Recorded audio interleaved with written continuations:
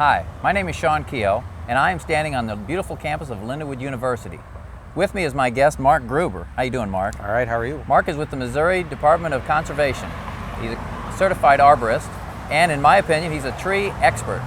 We're here today to honor one of Lindenwood's oldest alumni members, an alumni member known to most St. Charles County as the Crooked Tree. Mark, what can you tell us about the Crooked Tree? Well, this tree is commonly referred to as a Catalpa, also sometimes known as a lady cigar tree because of these slim seed pods that it has. Nice slender cigar historically, but very interesting tree in that it's native to this part of Missouri. Very, very dense hardwood. As you can see, they tolerate a lot of abuse and last a long, long time. Without counting rings, Mark, how old would you speculate this tree to be?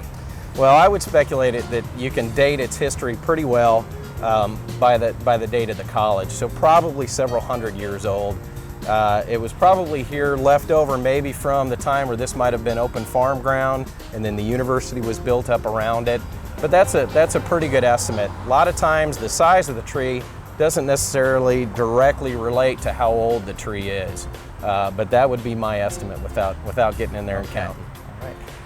Mark, now I guess the question that a lot of people in St. Charles have, without really voicing it, is how in the world did this tree take on this unusual condition? Yeah, there's a lot of possible answers to that. We were speaking before about the Indian marker tree, which is a popular story, maybe a fable, that sometimes the Indians would lean trees over to point to a water source or maybe a good hunting ground. Sometimes you hear the theories like you mentioned where maybe students bend it over just as a fun prank. I suspect that it's more likely because of the lightning strike, that long wound that you can see there on the tree.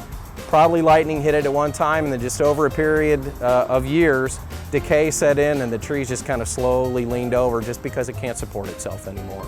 So I wish I could tell you it's a more interesting story than that, but it's probably that. Thanks, Mark.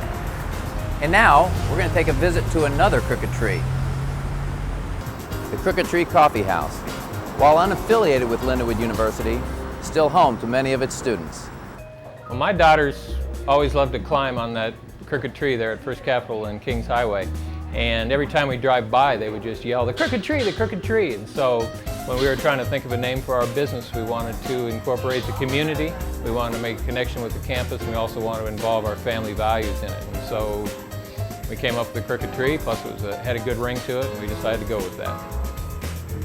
The tree is located on First Capitol and Kings Highway, right on Highway 94. Come by and take a look. Check it out.